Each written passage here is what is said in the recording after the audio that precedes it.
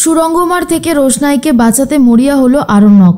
সম্পূর্ণ জানতে ভিডিওটিতে একটি লাইক করে দেখতে থাকুক। গল্পের শুরুতেই দেখা যায় রোশনাইকে নিয়েই সবাই কথা বলতে থাকে। রোশনাইকে ছাড়বে না এমনটাই বলতে থাকে সুরঙ্গমা, কিন্তু রোশনাই যে কোনো অন্যায় করেনি সেটার প্রতিবাদ করতে থাকে আরণ্যক, আর বলে প্রমাণ কিন্তু নেই কোনো যে রোশনাই এই কাজটা করেছে। তখনই জাহ্নবী বলে, কিছু মনে করো না বাদশা, রোশনাই ছাড়া এই কাজটা আর কে করতে পারে বলে মনে হয়। আরণ্যক বলে, এটা তো একটা অ্যাক্সিডেন্ট, আর এই অ্যাক্সিডেন্টটা ঘটেছে রোশনাইয়ের জন্য নয়। তাহলে সবাইকে বুঝতে হবে রোশনাই কোনোভাবেই কোনো অন্যায় করেনি।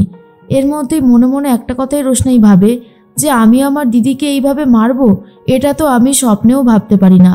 আর সবাই কিনা ভাবছে আমি এরকমটা করেছি, এটা কি করে হতে পারে। আরণ্যক তখন বলে, আমিও দেখতে চাই সুরঙ্গমা ম্যাডাম কি করে প্রমাণ করতে পারে যে রোশনাই এরকম কিছু করেছে, কারণ সে কোনোদিনও প্রমাণ করতে পারবে না। আর তার মধ্যেই তনুশ্রী তখন বলে, দেখাই যাক না শেষ পর্যন্ত কি হয়। আরণ্যক বুঝতে পারে যেটা হয়েছে সেটা খুব একটা ভালো হয়নি। আরণ্যকের বাবা বলে, এখন আমি আমাদের আত্মীয় স্বজনকে কিভাবে মুখ দেখাবো সেটাই বুঝতে পারছি না। দুই বাড়ির থেকেই এতগুলো টাকা খরচা করা হলো এই অনুষ্ঠানটার জন্য, শেষ পর্যন্ত যে এরকম কিছু হতে পারে এটা তো আমি ভাবতেই পারি না। আরণ্যক বলে, ভাবতে পারো না কেন বলো তো? আসলে কি বলো তো, তোমরা এটা ভাবছো যে রোশনাই এরকম কিছু করেছে, কিন্তু তোমরা এটা ভাবা বন্ধ করো যে রোশনাই এরকম কিছু করেনি। অন্যদিকে দেখা যায় মনে মনে একটা কথাই তনুশ্রী ভাবছে, যেভাবেই হোক রোশনাইকে এখান থেকে সরাতে হবে, রোশনাইকে না সরালে হবে না। তখনই আরণ্যক বলে, আমি সবসময় একটা কথা বুঝতে পারছি, যেহেতু তোমরা ভেবেই নিয়েছো যে রোশনাই এরকমটা করেছে, তাই জন্যই যেন যত সমস্যা। তখন আরণ্যকের বাবা বলছে, আমি তো এই বিষয়ে একটা লিগ্যাল স্টেপ নেবই নেব, না হলে সুরঙ্গমা ম্যাডাম ভাববে যে এই সব কিছুর জন্য দায়ী আমরা, এটা আমি কোনোভাবেই হতে দেব না। অন্যদিকে দেখা যায় যে আরণ্যক তো কথা বলছিল রোশনাইয়ের সাথে। রোশনাই রাতের বেলা আরণ্যকের ঘরে চলে গেছে।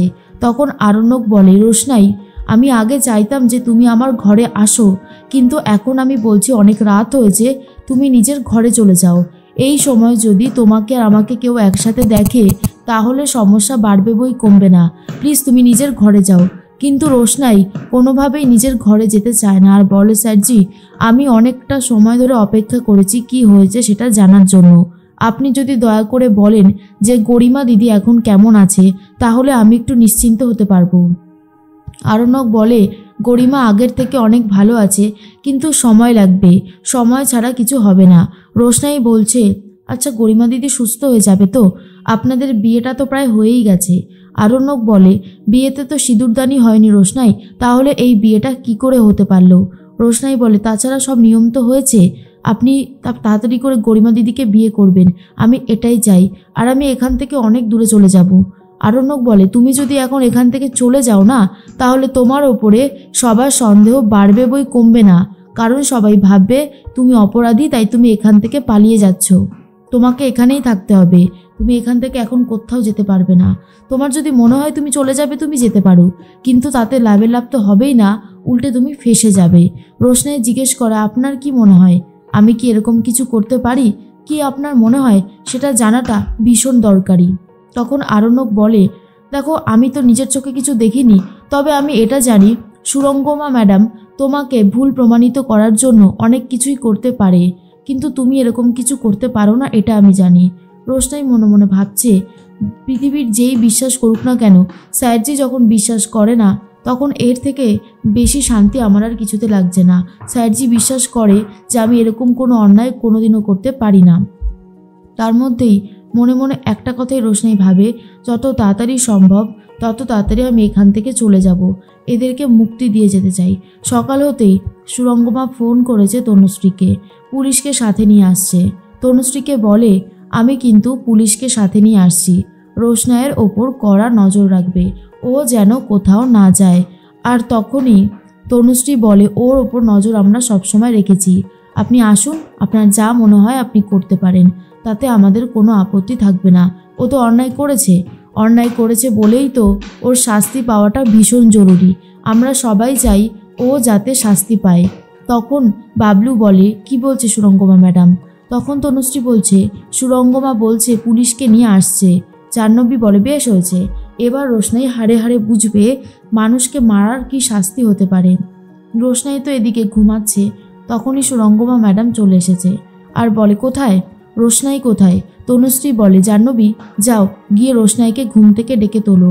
এরপর জাহ্নবী বলে এক্ষুনি যাচ্ছি। রোশনাই তো ঘুমাচ্ছিল।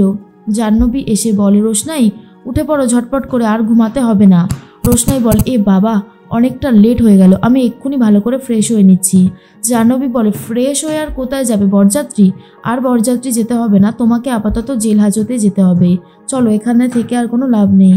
এরপর তো রোশনাই বুঝতে পারছে যে পুলিশ হয়তো চলে এসেছে, তার জন্যই জাহ্নবী ডাকতে এসেছে।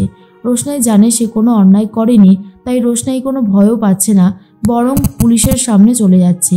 আর এদিকে আরণ্যক বুঝতে পারে রোশনাই কিছু না করেও ফেসে যাবে শুধুমাত্র গরিমার মায়ের জন্য, কারণ গরিমার মা ইচ্ছে করে এটাই প্রমাণ করার চেষ্টা করবে যে এই সব কিছু ঘটিয়েছে রোশনাই, কিন্তু রোশনাইয়ের যে এতে কোনো দোষ নেই সেটা প্রমাণ করার দায়িত্ব নিয়েছে আরণ্যক।